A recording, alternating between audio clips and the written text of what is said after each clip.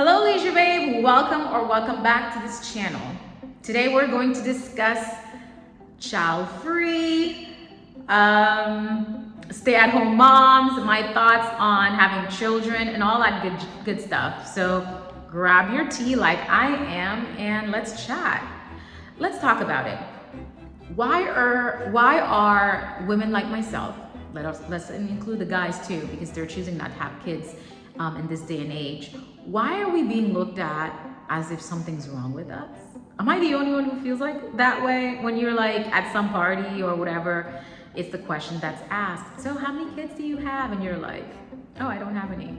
And it's just like the awkward, oh, you know what I mean? I'm sure you've experienced it. Think about it, guys. When we're bringing kids into this world, well, people who are bringing kids into this world, I don't think we really sit down and think about the magnitude of the weight that it carries. You're bringing a whole human being into this world. I maybe because I'm not a parent, I think we think about like motherhood and fatherhood just to have someone that looks like us and have our traits, which is a little bit narcissistic. It's in us, all of us, to be quite honest. You know, some of us have it more than others, but think about it.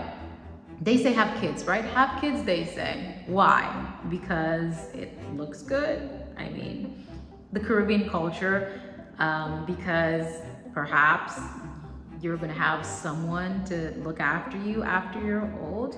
Those are poor reasons to have a child, or because, oh, my biological clock is ticking and I gotta find this person. Doesn't matter if we share the same values or doesn't matter what kind of character he has, but I'm in my mid-30s or late 20s and my biological clock is ticking, tick, tick, tick, tick. So we gotta make moves quick. Any man will do. No, people, we have enough crazy people in this world already. When you think about children, bringing an entire human being into the world, let's go back into it. Like, some of you guys may not know, but by the age of 5, the formative years, their personality is already formed. Their attachment style is already formed. So there's so much that can happen. That has happened to us personally. Our parents, they meant well. And we're still kind of like damaged, like broken. Certain things still stick with us till this day that they may not even know that they did, that affected us. So think about that. Like, you're bringing a whole human being into this world. Some of us, we struggle with mental illness. We don't even think about that. You don't think that's gonna pass on? It's going to pass on genetically. We're not in a financial situation that will put us in a better position to take care of this human being that has needs, not only emotional needs, but physical needs. They gotta be fed, they gotta be clothed, they gotta be educated. At 18, shout out to my little sister, the baby, youngest baby in the family, immediate family. She just turned 18 today. God, that was a journey, you know? Mom, my parents, they did good. Thank God she wasn't problematic or anything. We love you, Vash. But it's a lot of work going back into having a baby, right? The formative years. That's when their personality is formed, their attachment style. If you're not familiar with it, look it up. You know, it's life-changing. Their attachment style is already formed. And the attachment style, we have secure, we have fearful, avoidance. Those are the ones who have the anxious and avoidant all together. That's me. And you have the anxious and you have the avoidance, right?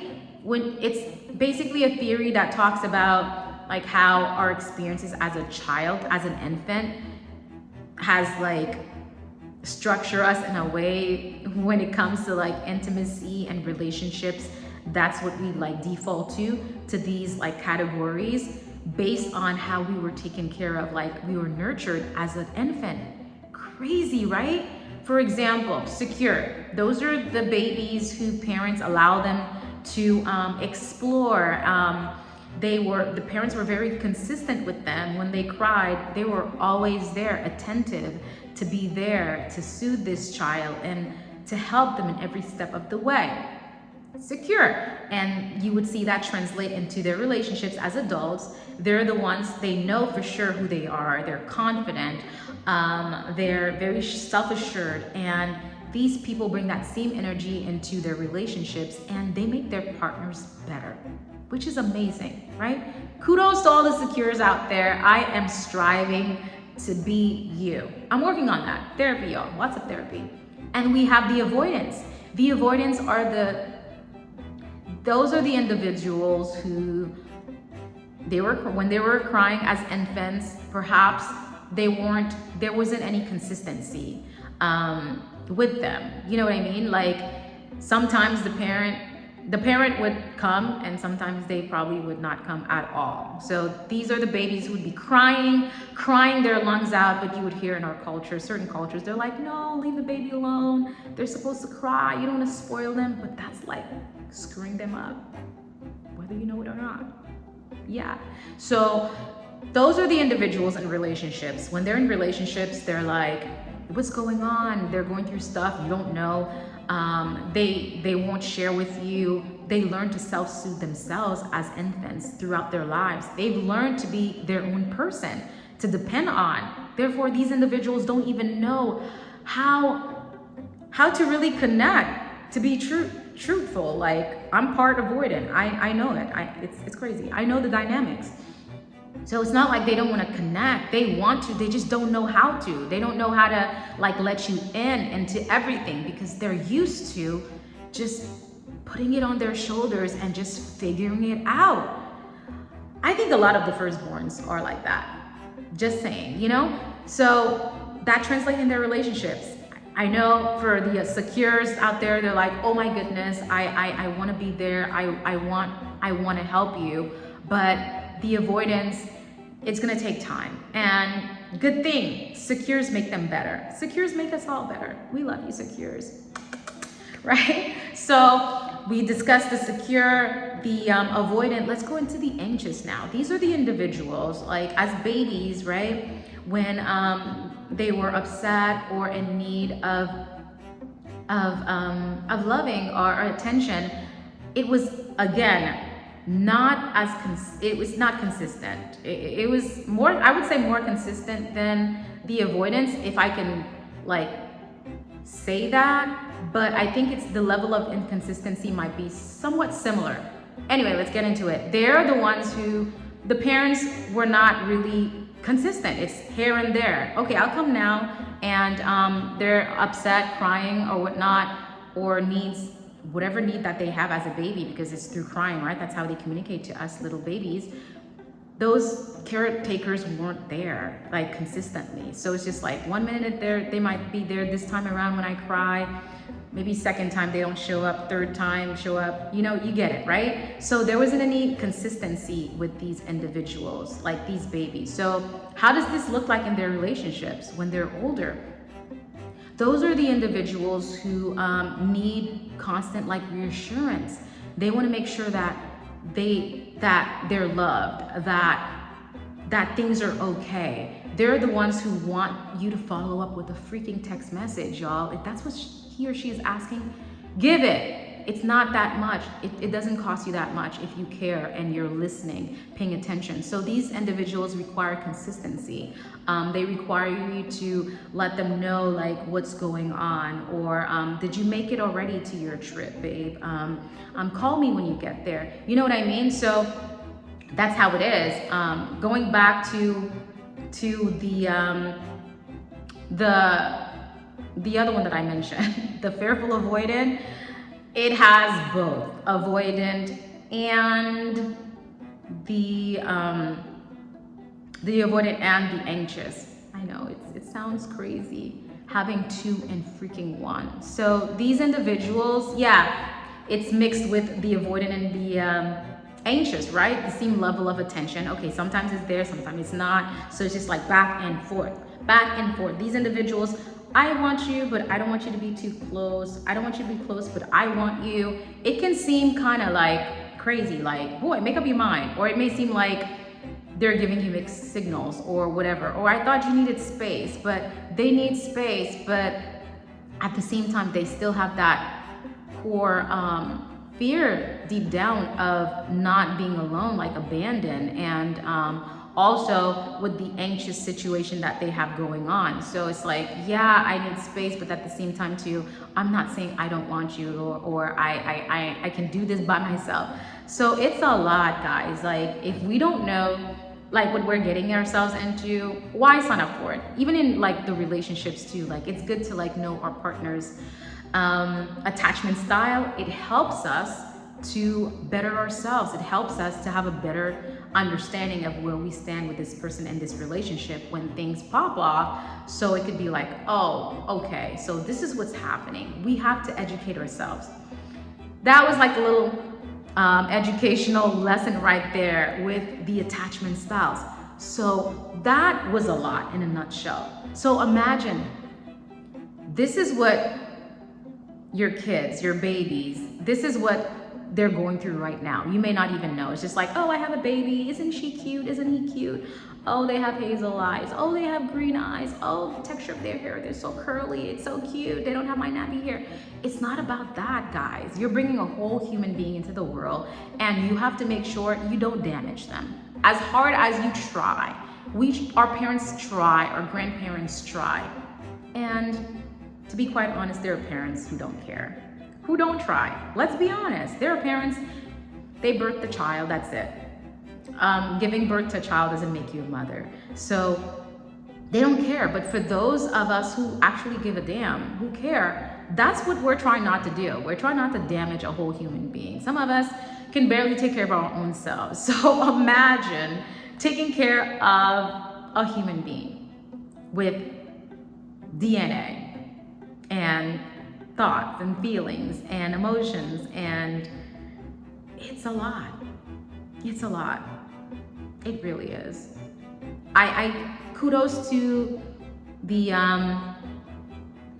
stay-at-home moms. We're going to talk about them in a bit, but I think people who are choosing not to have kids are being very, very responsible, guys. For moms and dads, you guys might look at us like, okay, what do we have going on for ourselves? Like, is your identity is connected to like a child?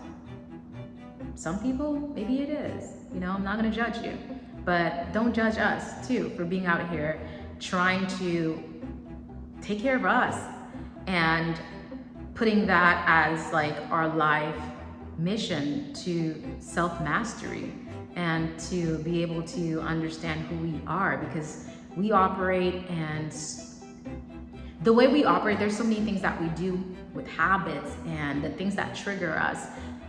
Some of us are not doing the work, some of us maybe little, but do you really sit and think like, why do you think the way that you do? Like, why do you react the way that you react? Why are you doing the things that you're doing now? All of that, it all comes from somewhere. We are all like, all of us, the majority of us are like operating in our childhood traumas. We're essentially little girls and boys in grown-up bodies if we don't do the work and we don't commit ourselves to healing. Our entire journey is just healing things that happened when we were babies, when we were children, going back to the formative years again. That is crazy, right? Yeah, and if we don't do that, we don't sit to understand why we do certain things, we're gonna live our entire lives just repeating that same cycle over and over and over and over again. Who wants to do that? It's sad. You come into this world, right? When babies are born, they're all happy and smiling, and they're full of life and joy. They're self-centered, to be honest. Everything is about them. They're not thinking about what other people think or care. You know, they're so innocent until life has its way with them, like until they leave to go home, and that's when it starts. From the day that they're born, it starts. the brokenness starts. We don't want to go into the Bible and talk about it, but we live in a fallen world. But the moment that they step their heads into the world, like it starts. It starts, and we as much as we parents try to protect kids, there's only so much you guys can do, and it's a lot of responsibility. So again, going back to us women and men who are choosing not to have kids, I respect you. It's commendable. It takes a lot. And for parents, don't look down on child-free individuals. Listen, you guys are sleeping on us. There are more opportunities that we have. We are a community. I want all parents with children to view people like myself, men and women who are child-free, as your freaking community. Stop dumping on us. Stop using us as a punching bag, but partner with freaking us. We want to partner with you guys. For us, for people like me who actually do like kids. Some of you guys are out there, you guys don't like kids. Like what is said on Reddit and hearing other people talk about kids. I'm not talking about the people who actually hate kids. This has nothing to do with you. But for people like myself who are nurturing at heart and who love kids, freaking partner with us. For crying out loud. You know, we're here so we can be of an assistance to you. We want to love on your little one. You know, you talk about them all the time. I mean, at work or at school, at class, the conference, the party. You show us pictures. I mean, yeah. So don't make us feel less than because we're not out here popping 1, 2, 3, 4, 5 babies, you know? Partner with us. We are your allies. We are your community. We are here when you want to go on vacation with hubby, right? Who are you going to call? Another mom who already is taking care of 3 kids on her own? Come on. Or not. She may be married, but some of the households, the moms are the ones who do all the heavy lifting with the kids. Just saying. So do better, dads who are not. But yeah, no, you're not gonna call Susie, who already has, you know, little Jake, little Megan running chaotically in her house and she needs a vacation herself. No, you're gonna call people like me who are like Leisurebabez, who are relaxing at like the beach or by the pool. Hey, what's your weekend like this week? I was thinking about doing such and such, and then we can be like, hey girl, yeah, it's been a while since I've seen little Katrina or little Jen, you know? Yeah, we can have like girl time where I'll take her out and do our petties. You understand? You get the gist of it. So we are here to partner with you. And for, again, moms, people with kids, be mindful. And when you try to ask these questions to try to figure out whether this person has a kid or what they're doing with their lives or whatnot, don't ask them about how many children that they have. Do you know how many times I've met someone and they've asked me, so don't ask me that. Like, is my identity tied to having my purpose tied to just having a child? And no, there's more to me. There's more to me than my female reproductive parts. And there's more to you too, guys, than what you can pop out or sample. I would say not pop out for us, but what you can sample out to the black market because Siemens are like in high demand, it seems, you know, in the market. You're more than that. You're more than that. So, oh, we're gonna ignore that. It's a phone call. But you're more than that. Okay, you have so much to offer than your sperm. So when it comes to having a child, parents, you have kids, we love you for that. Oh my goodness, we love you for that, but please be mindful with the questions. The questions are real. Do you have kids? When are you gonna have kids? What are you waiting for? You know, like, really? Let's not do that. Because you don't know if the person, maybe they had a kid, right? maybe they had a kid and the kid died, y'all. Like, you never know. You never know. Maybe this person is mourning their lost child. The day you probably asked them might be the anniversary of their death or their kid's birthday. We never, ever know. We never know. So before you go out and start asking, hey, oh, how many kids you have? Or why do you have any kids? Don't, because this person might have medical issues that result in them not having a child. You know what I mean? Some child-free individuals are not by choice.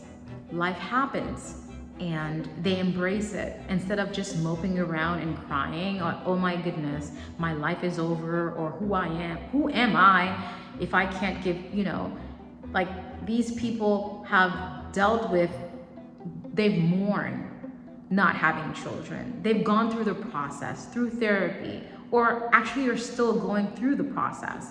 And be more thoughtful and more caring when it comes to that topic, because I feel like a lot of people aren't. They just say whatever they want to say and just like dump all that they feel like they can dump on people women who don't have children, or men who don't have children. Okay, yeah. So stay-at-home moms, my thoughts on that was a segue to that. With the stay-at-home moms, y'all, I understand they're not running, it may not seem like they're doing much, but stay-at-home moms are freaking superheroes. Okay, they are. I think it takes a special type of person to feel the calling. It's a calling, y'all, to take care of a human being with all the crazy stuff I've mentioned earlier, with just like from 1 to 5, like a lot of major work will have to start being done, because with emotions and thought patterns and habits and things that like systematically have been ingrained in them, it takes a special person. It does, to feel the calling of motherhood and to be consistent every freaking day of this child's life up until 18, like today, like my little sister who just turned 18, to do that, to be there, to teach them, to try to raise them close to as decent as they possibly can. It's a lot. I commend them. They may not be a CEO at some office running some type of business, and some of them they actually are, just saying, doing it all together. Or they may not be out here doing things that you feel or view in your own eyes, because you're a career woman and you do this, you do that, and you don't see value. I freaking see value. Good job. Good job, stay-at-home moms. Kudos to you. I'm talking about moms who actually give a damn, okay? Like moms who are nurturing and who are actually showing up and who are educating themselves about the attachment style, about all the other stuff, just to make feeding their kids proper food, nutrients, putting the right things in their bodies, keeping them away from gluten. I know you guys laugh about gluten, like, what the heck? But it's real out here, you gotta take care of your health too.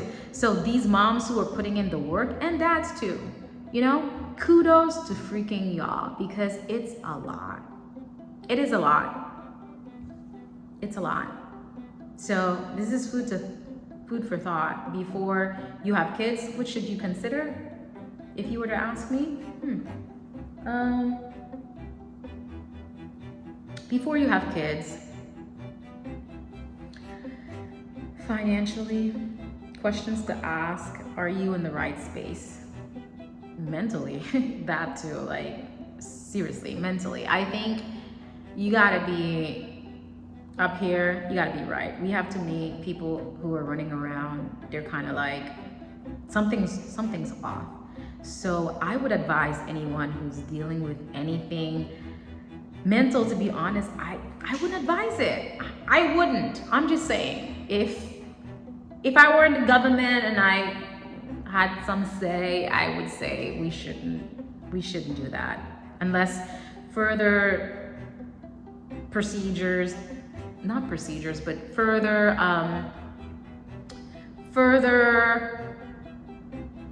analysis would have to be done before I would give the green light when it comes to having kids and procreating and stuff like that. So I definitely, your mental health gotta be there, because we don't want to have these crazy moms and crazy dads again screwing up your kid.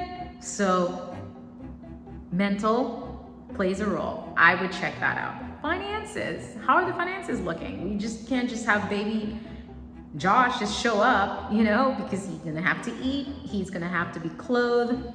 So finance play a role. And third, who are we having this baby with? Is this another stable person you're having this child with, you're procreating?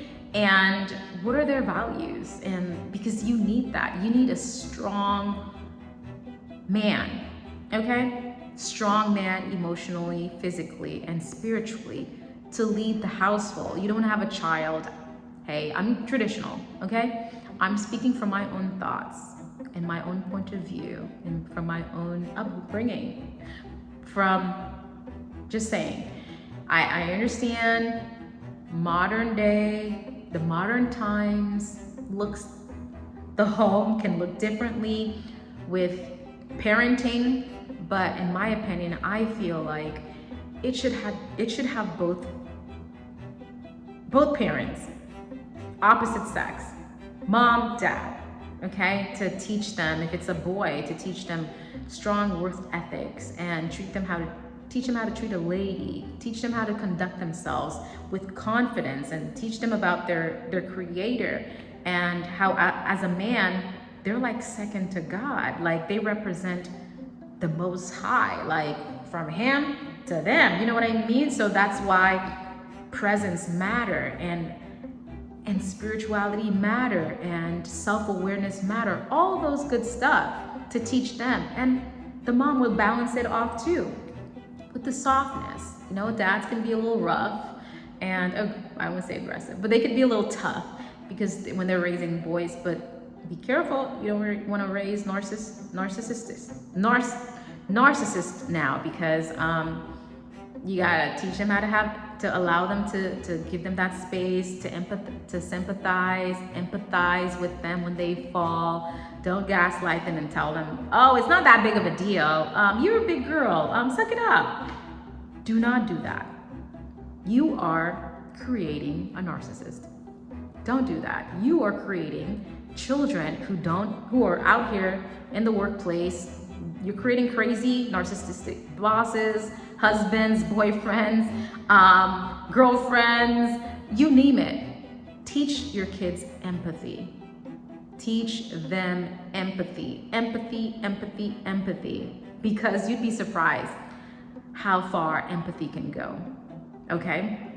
So yeah, guys, going back to what I was saying, like, we got to make sure we're connected with the right people, okay? The mom will bring the soft side, teaching them empathy. Hey, it's okay. Wiping their eyes when they cry, giving them hugs and sweet kisses, and like cooking them meals and clothing them, and just the softer side, but also strong too. Like, I won't have to go back into trying to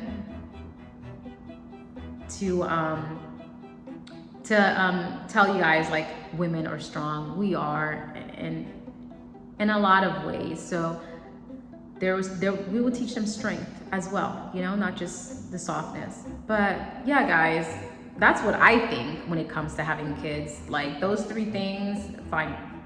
Where are you mentally, financially, and with who are you procreating? Because once you choose that mate, whether it was a good choice or not, you're stuck with that decision forever and ever and ever.